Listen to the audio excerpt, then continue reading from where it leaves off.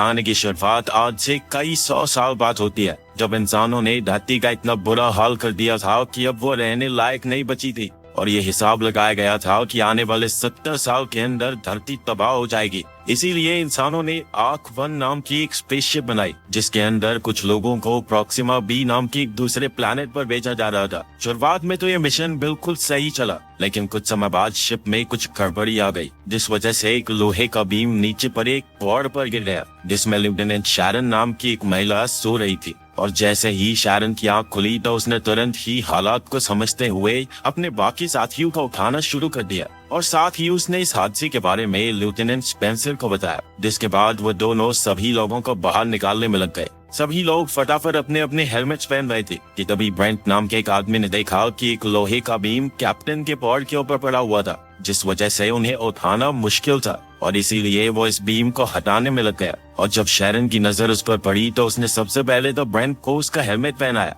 जिसके बाद वो ब्रेंट को वहाँ से बाहर ले आई, क्योंकि वो जानती थी कि वो लोग किसी भी हाल में अब कैप्टन को बाहर नहीं निकाल पाएंगे। एक सुरक्षित जगह पर पहुंचने के बाद सभी लोगों ने अपने हेलमेट उतार दिए, जिसके बाद शैरन और स्पेंसर ने इस हादसे की खबर कमांडिंग ऑफिसर को देने का फैसला किया। पर जब वो दोनों उसके कमरे के पास पहुंचे तो उन्होंने देखा कि उनकी स्पेसशिप का एक पूरा हिस्सा गायब हो चुका था। कमांडिंग ऑफिसर की गायब हो जाने के बाद शैरन ने ये जिम्मेदारी खुद अपने कंधों पर उठाने का फैसला किया, जिसके बाद सबसे पहले उसने सभी लोगों की एक मीटिंग बुलाई। असल में उनकी स्पेसशिप आर्क 1 में एक अनजान दिक्कत आ गई थी, जिसके चलते उनका एक पूरा हिस्सा टूटकर अलग हो गया था और इसी वजह से वो सभी लोग तय किए हुए समय से 1 साल पहले ही उठ गए। असल में शैरन और उसके सभी साथी प्रॉक्सिमा बी नाम की एक प्लैनेट पर जा रहे थे, लेकिन अब सीमित खाने और पानी की वजह से उन सभी को हर एक चीज का ध्यान रखना था। पर शैरन को भरोसा था कि वो लोग अपने मिशन में जरूर कामयाब होंगे, क्योंकि वो धरती पर मौजूद लोगों की आखिरी उम्मीद थे। मीटिंग के बाद एग्नेस नाम की एक लड़के ने शैरन को आइडिया दिया कि वो स्पेसशिप के अंदर सब्जियां उगा सकते हैं। शैरन को ये आइडिया बहुत पसंद आया और उसने तुरंत ही पावर को उस सेक्शन में भेजने का आदेश दे दिया। पर जब स्पेंसर को इस बारे में पता चला तो वो बिल्कुल भी खुश नहीं था और उसने शैरन को इतने बड़े फैसले लेने से पहले उसके साथ डिस्कस करने को कहा, क्योंकि इस बात की कोई गारंटी नहीं है कि एक्चुअली में फसल उगेगी या नहीं। उसकी पूरी बात सुनने के बाद शैरन ने सबसे पहले तो अपनी गलती के लिए उससे माफी मांगी और साथ ही उसने स्पेंसर को चेतावनी दी कि अगली बार सबके सामने बगावत करने से पहले 2 बार सोच लेना। इसके बाद इस चीज पर फैसला लेने के लिए एक बोर्ड मीटिंग बुलाई गई, जिसमें सभी लोगों ने शैरन के प्लान के साथ जाने का फैसला किया। पर तभी अचानक से जहाज में ऑक्सीजन सप्लाई तेजी से गिरने लगी और इस दिक्कत को सही करने के लिए शिप के लाइफ सपोर्ट ऑफिसर जैस्पर को बुलाया गया, लेकिन जैस्पर कहीं भी दिखाई नहीं दे रहा था। इसलिए सभी क्रू मेंबर्स ने वापस अपने हेलमेट्स पहनने शुरू कर दिए, लेकिन उधर डोरान बेलोर नाम का एक आदमी बिना हेलमेट के मेडिकल रूम में फंसा हुआ था। पर तभी खुशकिस्मती से उसे एक ऑक्सीजन सिलेंडर मिल गया, जिसे पहनकर वो बाहर निकलने का रास्ता ढूंढने लगा।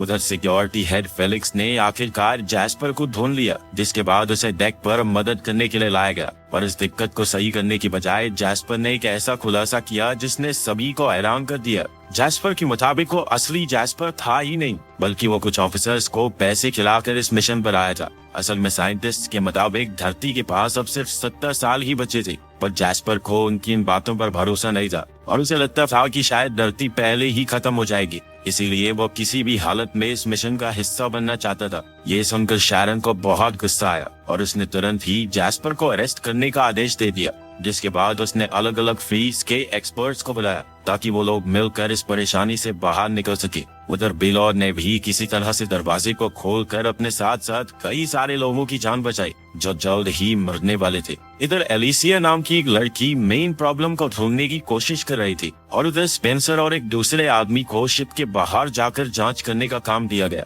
जहां उन्हें लीकेज मिली, जिसे ठीक करने के बाद उन सभी की जान खतरे से बाहर थी। एलिसिया के शानदार काम की वजह से उसे लाइफ सपोर्ट के चीफ के तौर पर प्रमोट कर दिया गया, पर उसकी लाख कोशिशों के बावजूद भी 6 लोग मारे गए थे। थोड़ी देर बाद शैरन जैस्पर से मिलने गई, जहां उसने जैस्पर को चेतावनी दी कि शायद उसे इस झूठ के बदले में मौत मिलनी चाहिए, जिस पर जैस्पर का कहना था कि वो अकेला झूठ बोलकर शिप पर नहीं आया और उस जैसे और कई सारे लोग मौजूद हैं यहाँ पर। ये सुनकर शैरन बहुत हैरान थी और वो चुपचाप वहाँ से चली गई। थोड़ी देर बाद जैस्पर की सजा तय करने के लिए एक मीटिंग बुलाई गई, जिसमें एक बार उसकी बात भी सुनने का फैसला लिया गया। पर जब वो लोग उससे मिलने पहुंचे तो उन्होंने देखा कि किसी ने जैस्पर का गला काट कर उसे पहले ही मार दिया था। अगले दिन जब स्पेंसर और उसका साथी बाहर से शिप की मरम्मत कर रहे थे, तभी अचानक काफी सारा मलबा आकर उनसे टकरा गया, जिसमें स्पेंसर को तो सिर्फ थोड़ी चोट आई पर उसके साथी ने अपनी जान गंवा दी। इसके बाद जब स्पेंसर वापस आया तो उसे शिप में कई सारी शक भरी बातें सुनाई दे रही थी, जैसे उनका 1 साल जल्दी उठना, कमांडिंग ऑफिसर का गायब होना और अब जैस्पर का कत्ल। थोड़ी देर बाद स्पेंसर ने डिपार्टमेंट हेड जेम्स के साथ शैरन के बारे में बात की कि कैसे शैरन ने उनके साथ ट्रेनिंग नहीं की थी और वो सीधा लॉन्च के दिन वहां आई थी, और अब कमांडिंग ऑफिसर के गायब होने के बाद कैसे उसने खुद को कैप्टन घोषित कर दिया। उधर सिक्योरिटी हेड फेलिक्स को जैस्पर के कत्ल की इन्वेस्टिगेशन के दौरान पता चला कि जैस्पर के कमरे में कौन गया और निकला, ये सारा रिकॉर्ड गायब था। थोड़ी देर बाद अचानक एग्नेस के फार्म में एक पानी की पाइप फट गई, जिसके बाद उन लोगों के पास सिर्फ 3 दिन का पानी बचा था। इस सब के बाद जब एग्नेस पानी साफ कर रहा था, तभी उसकी नजर वहाँ मौजूद एक ब्लेड पर पड़ी, और अब एग्नेस और अलीसिया को ये लग रहा था कि शायद कातिल ने जैस्पर का गला काटने के बाद ये ब्लेड पानी की पाइप में डाल दिया था, जिसकी वजह से अब ये पाइप फट गई। इसलिए एग्नेस उस ब्लेड को लेकर सीधा फेलिक्स के पास पहुंच गया।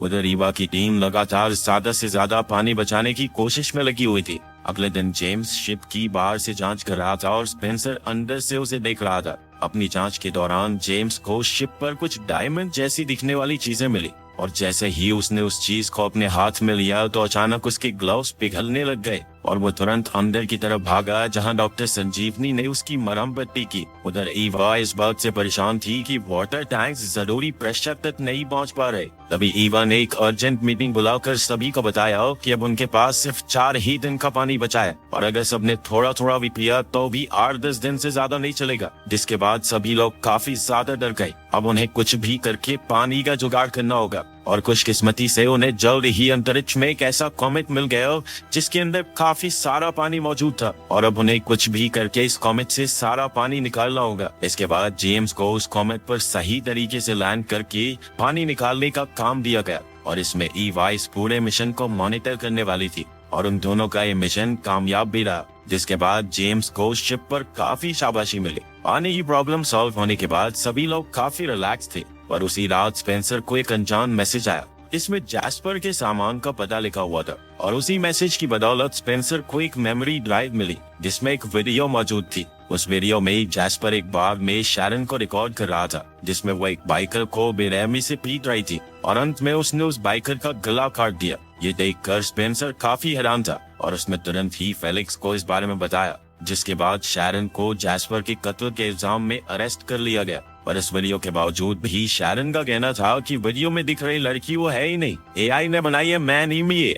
उधर एग्नेस परेशान था क्योंकि बिना किसी वजह के उसकी सब्जियां खराब हो रही थी, पर इससे पहले कि वो कुछ सोच पाता, जेम्स ने उसे अपने पिघले हुए ग्लव्स की जांच करने के लिए बुला लिया। उधर फेलिक्स वीडियो को लेकर शैरन से तहकीकात कर रहा था, जिसमें शैरन का कहना था कि मैं इस वीडियो का हिस्सा हो ही नहीं सकती, क्योंकि उस वक्त वो आर्क 1 को लेकर चल रही मीटिंग में थी। पर फेलिक्स उसकी किसी बात पर ध्यान नहीं दे पा रहा था, और उसे जगह जगह पर अलग अलग चीजें दिख रही थी। असल में ये दिक्कत सिर्फ फेलिक्स को नहीं बल्कि सभी क्रू मेंबर्स को हो रही थी। पर कुछ देर बाद फेलिक्स एक बार फिर से होश में आया, और उसने दोबारा से शैरन से सवाल जवाब शुरू कर दिए, जिसमें शैरन ने एक ऐसा खुलासा किया जिसने फेलिक्स के होश उड़ा दिए। असल में शैरन और उसकी जुड़वा बहन डेनिस का जन्म लैब में एक खास एक्सपेरिमेंट के दौरान हुआ था। उन दोनों को ही खास तौर पर स्पेस में रहने के लिए तैयार किया गया था, पर जल्द ही उसकी बहन डेनिस को कुछ ज्यादा ही गुस्सा आना शुरू हो गया, और वो अक्सर लोगों को मारना शुरू कर देती थी। और ऐसे ही एक दिन उसने वीडियो में मौजूद इस आदमी का कत्ल कर दिया। इसी वजह से शैरन को बाकी लोगों के साथ ट्रेन नहीं किया गया था। उसकी पूरी कहानी सुनने के बाद फेलिक्स को उस पर भरोसा हो गया, और उसने शैरन को एक बार फिर आजाद कर दिया। इसके बाद लोगों को जो अजीबोगरीब चीजें दिखाई दे रही थी, उसके बारे में एक मीटिंग हुई। पर जब मीटिंग में स्पेंसर ने शैरन को देखा तो वो काफी गुस्सा हुआ, और उसे तब और ज्यादा गुस्सा आया जब फेलिक्स ने शैरन को आजाद करने की वजह बताने से भी मना कर दिया। मीटिंग के दौरान एग्नेस ने डॉक्टर संजीवनी को बताया कि ये सब जो हो रहा है, इसके पीछे उस पानी का हाथ हो सकता है जो हमने उस कॉमेट से निकाला था। पर ये बात बताते ही एग्नेस अचानक बेहोश हो गया। उसकी ये बात सुनते ही डॉक्टर संजीवनी ने तुरंत ब्लड सैंपल्स की जांच की, और उसे पता चला कि कॉमेट के पानी में एक ऐसी चीज मौजूद थी जिससे LSD जैसा नशा होता था, और इसी के चलते सभी को भ्रम हो रहे थे। ये खबर मिलते ही शैरन तुरंत संजीवनी के पास आई, और उसने बताया कि वो एक जेनेटिकली मॉडिफाइड क्लोन है। और उसे बात जानकर हैरानी हुई कि संजीवनी को इस बारे में पहले से पता था। शैरन का कहना था कि कॉमेट का पानी पीने के बावजूद भी उसे कोई दिक्कत नहीं हुई और इसीलिए उसे लगता है कि शायद उसके खून से वो एंटीडोट बना सकते हैं। इस चीज को टेस्ट करने के लिए संजीवनी ने तुरंत कुछ टेस्ट करने शुरू कर दिए और जल्द ही ये बात कंफर्म हो गई कि वो शैरन के खून से एंटीडोट बना सकते हैं। और इससे पहले कि वो अपना काम पूरा कर पाती, संजीवनी अचानक जमीन पर गिर गई और इसलिए इस काम को पूरा करने की जिम्मेदारी एलिसिया को दी गई, जिसने तुरंत ही अपना काम शुरू कर दिया और उसने बड़ी समझदारी से एंटीडोट को मल्टीप्लाई करके सीधा पानी की सप्लाई में डाल दिया ताकि वो लोग इस एंटीडोट को तेजी से सभी क्रू मेंबर्स तक पहुंचा सके। जल्द ही सभी क्रू मेंबर्स वापस ठीक हो गए पर एलिसिया ने वो पानी सबसे आखिर में पिया क्योंकि उसे भ्रम की वजह से अपनी माँ दिखाई दे रही थी, जिनसे वो मन बहलाने के लिए हर बात कर लेती थी। उधर एंगस जेम्स के जले हुए ग्लव्स की जांच कर रहा था, जिस दौरान उसे जेम्स की ग्लव्स पर एक ऐसा मटेरियल मिला जिसके बारे में इंसान जानते ही नहीं थे और इसीलिए अब एंगस को लग रहा था कि शायद किसी ने इस मटेरियल को एक हथियार की तरह इस्तेमाल किया है और उसके मुताबिक शायद इसी की वजह से वो सबसे पहली गड़बड़ी हुई, जिसके चलते सभी लोग समय से पहले ही उड़ गए। कुछ देर बाद स्पेंसर ने संजीवनी को आराम करने भेज दिया और मौका मिलते ही वो खुद डेटाबेस की जांच करने में लग गया, जहां उसे शैरन की क्लोन होने के बारे में पता चला और ये जानकारी मिलते ही उसने शैरन पर अपनी असलियत छुपाने का आरोप लगाना शुरू कर दिया और उसका मानना था कि क्लोन होने की वजह से शैरन स्पेसशिप की कैप्टन नहीं बन सकती, क्योंकि इतनी सारी जिंदगियों की जिम्मेदारी एक क्लोन के हाथ में देना तो बेवकूफी थी। शैरन ने उसे समझाने की काफी कोशिश की पर स्पेंसर इस मुद्दे को काउंसिल के पास ले गया, जहां उसने अपनी बात को साबित करने के लिए शैरन की बहन डेनिस की वीडियो का इस्तेमाल किया और इसके बावजूद भी उसके अलावा काउंसिल का हर एक मेंबर शैरन के ही सपोर्ट में था और उन सभी का मानना था कि शैरन ने कई बार अपनी काबिलियत को साबित किया है। और इसके बाद तो शैरन को स्पेसशिप का ऑफिशियल कैप्टन घोषित कर दिया गया और ये जिम्मेदारी मिलते ही शैरन ने बिना समय बर्बाद किए सभी को उनका काम देना शुरू कर दिया।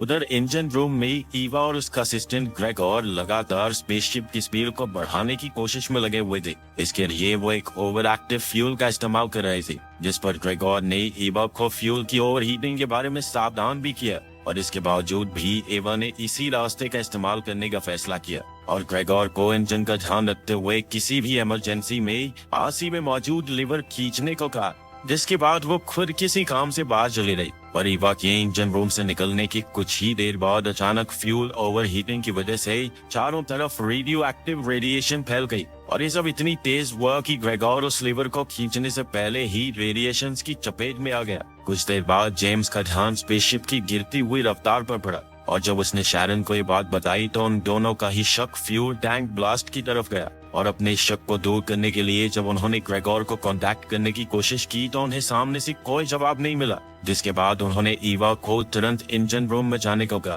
पर जब ईवा इंजन रूम में पहुंची तो उसने देखा कि रेडिएशंस की वजह से इंजन रूम के दरवाजे ऑटोमेटिकली लॉक हो चुके थे। ये देखते ही ईवा बहुत ज्यादा घबरा गई और उसने तुरंत ही ये जानकारी शैरन को दी, जिसके बाद सभी क्रू मेंबर्स रेडिएशन को न्यूट्रलाइज करने का तरीका ढूंढने में लग गए। उधर जैस्पर के खून की इन्वेस्टिगेशन के दौरान फेलिक्स को पता चला कि एलिसिया की टैबलेट से स्पेंसर को एक खुफिया मैसेज भेजा गया था, जिसमें जैस्पर के मेमोरी कार्ड की जानकारी थी और जब एलिसिया से इस बारे में पूछा गया तो उसने बताया कि उसका टैबलेट कुछ देर के लिए बेलौर के पास था। ये जानकारी मिलते ही फेलिक्स बेलौर से पूछताछ करने के लिए गया, पर जैसे ही बेलौर को पकड़े जाने का एहसास हुआ तो उसने भागना शुरू कर दिया। पर आखिरकार फेलिक्स ने उसे दबोच ही लिया, जिसके बाद फेलिक्स जेम्स और स्पेंसर उसे पूछताछ के लिए ले आए, जहाँ उसने कबूल कर लिया कि उसी ने जैस्पर का खून किया था और उसने जैस्पर को इसलिए मारा क्योंकि वो भी घूस देकर यहाँ आया था और वो नहीं चाहता था कि जैस्पर उसके बारे में सबको बता दे। उधर ईवा की टीम एक अलग ही मुसीबत में थी। असल में टीम की कुछ मेंबर्स ऑटोलॉक की वजह से रेडियो एक्टिव जोन में ही फंस गए थे और बढ़ती रेडिएशन की वजह से उन सबकी जान खतरे में थी और इससे बचने का सिर्फ एक ही रास्ता था कि कोई इंसान इंजन रूम में जाकर उस लीवर को नीचे करके इंजन को बंद कर दे, लेकिन जो अंदर जाएगा उसकी जान जाना तो तय था। और इसीलिए शैरन ने सभी क्रू मेंबर्स से पूछा कि क्या कोई अपनी इच्छा से ये काम करना चाहेगा, पर कोई भी इसके लिए तैयार नहीं था और इसीलिए शैरन ने ये काम खुद करने का फैसला किया। लेकिन लोग अपने कैप्टन को भी नहीं खोना चाहते थे। इस बात पर चर्चा चल ही रही थी कि तभी स्पेंसर बेलौर से मिलने के लिए गया, टेंसन ने बेलौर को पूरी बात बताई कि अगर इस प्रॉब्लम को जल्द से जल्द ठीक नहीं किया गया तो कोई नहीं बच पाएगा और अगर उनका मिशन पूरा नहीं हुआ तो इंसानियत का खात्मा तय है। ये सुनकर बेलौर ने फैसला किया कि अब तक की जिंदगी उसने सिर्फ अपने लिए जी थी, लेकिन अब वो अपनी गलतियों को ठीक करने के लिए अंदर जाने को तैयार हो गया। जिसके बाद बेलौर एक प्रोटेक्टिव सूट पहनकर रिएक्टिव रूम के अंदर घुस गया, जहाँ जमीन पर कई सारी लाशें पड़ी हुई थी। पर बेलौर इन सभी चीजों को नजरअंदाज करते हुए आगे बढ़ता गया और जब वो मेन इंजन रूम के पास पहुंचा तो उसने देखा कि उस कमरे का दरवाजा ऑटो लॉक हो गया था, क्योंकि उसी कमरे से सारी रेडिएशन निकल रही थी। पर इसके बावजूद भी बेलौर ने अपनी काबिलियत से उस दरवाजे को खोलकर लीवर को खींच दिया, जिसके बाद रेडिएशन निकलनी बंद हो गई और उसकी इस बहादुरी ने सबका दिल जीत लिया। और इतनी तेज रेडिएशन की वजह से बेलौर की तुरंत ही मौत हो गई और उसने जहाज पर मौजूद सभी लोगों की जान बचाकर अपना प्रायश्चित पूरा किया और इंसानियत को खुद को बचाए रखने का एक सुनहरा मौका। वीडियो पसंद आए तो लाइक कर देना, चैनल को सब्सक्राइब कर लेना। मिलते हैं अगले वीडियो में।